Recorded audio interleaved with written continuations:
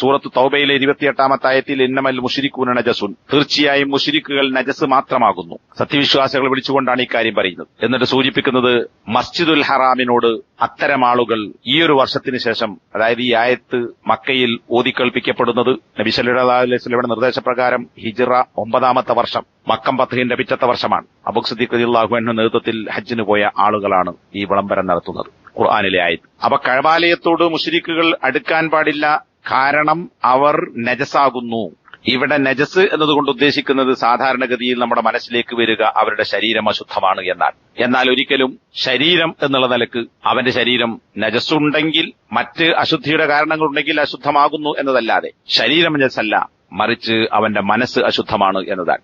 ഈ ആയത്തിനെ വിശദീകരിച്ചുകൊണ്ട് ഷെയ്ഖ് സഅദി റഹിമഹുല്ല അദ്ദേഹത്തിന്റെ തഫ്സീറിൽ രേഖപ്പെടുത്തുന്ന കാര്യം, അല്ലാഹു സുബ്ഹാനഹു തആല വിശ്വസിച്ചവരെ തീർച്ചയായും മുശ്രിക്കുകൾ എന്ന് പറഞ്ഞാൽ അള്ളാഹുവിനോടൊപ്പം അള്ളാഹു അല്ലാത്തവരെ പങ്കു ചേർക്കുന്നവരായ ആളുകൾ, അവർ നജസാകുന്നു. തുടർന്ന് അദ്ദേഹം വിശദീകരിക്കുന്നു, ഖുബതാഉ ഫീ അഖാഇദിഹിം വഅമാലിഹിം, ആ അള്ളാഹുവിൽ പങ്കു ചേർക്കുന്ന ശിർക്ക് വെക്കുന്ന ആളുകൾ അവരുടെ വിശ്വാസങ്ങളിലും അവരുടെ കർമ്മങ്ങളിലും അവർ മ്ലേച്ഛന്മാരാണ്. എന്നിട്ട് അദ്ദേഹം ചോദിക്കുന്നു, ഉപദ്രവങ്ങൾ ചെയ്യാത്ത, യാതൊരു ധന്യതയും ഐശ്വര്യവും നൽകാത്ത ആളുകളെ അള്ളാഹുവിനോടൊപ്പം ആരാധ്യന്മാരാക്കി ആരാധിക്കുന്നവരെക്കാൾ ഏറ്റവും വലിയ നജാസത്ത് എന്താണുള്ളത് എന്നാണ് അദ്ദേഹം ചോദിക്കുന്നത്. അപ്പൊ ഏറ്റവും വലിയ നജസ് എന്ന് പറയുന്നത് അത് ശിർക്കാണ്. ഈ ശിർക്ക് അള്ളാഹുവിൽ പങ്കുചേർക്കുന്ന ആളുകളിലുണ്ട്. അതുകൊണ്ട് അവരുടെ വിശ്വാസങ്ങളും കർമ്മങ്ങളും നജസാകുന്നു. തുടർന്ന് അദ്ദേഹം പറയുന്നു, അവരുടെ പ്രവർത്തനങ്ങൾ അള്ളാഹുവിനോടുള്ള യുദ്ധപ്രഖ്യാപനമാണ്, അള്ളാഹുവിന്റെ മാർഗത്തിൽ നിന്ന് ആളുകളെ തടയലാണ്, അസത്യത്തെ സഹായിക്കലും സത്യത്തെ തള്ളലുമാണ്, അതുപോലെ ഭൂമിയിൽ കുഴപ്പമുണ്ടാക്കലും ഫസാദുണ്ടാക്കലുമാകുന്നു, അതിനുള്ള പ്രവർത്തനങ്ങളുമാണ്. ഇതൊക്കെ ശിർക്ക് ചെയ്യുന്ന ആളുകളിലൂടെ ഉണ്ടായിത്തീരുന്നു. ഇത് കൂടുതൽ വിശദീകരിക്കേണ്ടതില്ല. എന്നാൽ ശിർക്ക് ചെയ്യുന്നവന്റെ അല്ലെങ്കിൽ കുഫറുള്ളവന്റെ ശരീരം അഴുക്കാണ് എന്നതല്ല ഇതുകൊണ്ട് ഉദ്ദേശിക്കുന്നത്.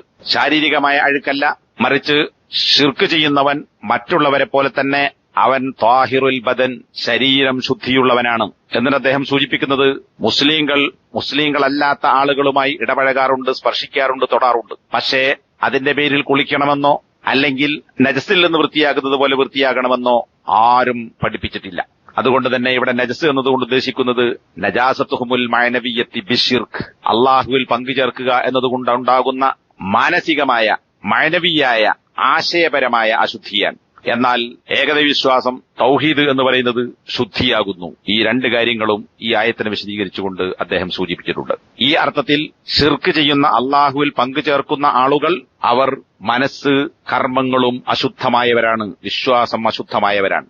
ഈ അശുദ്ധിയുള്ളവർ ഒരിക്കലും വിശ്വാസികൾക്ക് സമമാവുകയില്ല. വിശ്വാസിയെ സംബന്ധിച്ച് ത്വാഹിർ എന്ന വാക്ക് ചില ഹദീസുകളിൽ ഉപയോഗിക്കപ്പെട്ട് നമുക്ക് കാണാൻ സാധിക്കും. തൗഹീദുള്ളവൻ മുസ്ലിം, അവൻ ശുദ്ധനാണ്, അവന്റെ ശരീരം ശുദ്ധമാണ്, അവന്റെ ഹൃദയവും ശുദ്ധമാണ്. എന്നാൽ ഒരു മുശ്രിക്കിനെ സംബന്ധിച്ചോ കാഫിറിനെ സംബന്ധിച്ചോ അത്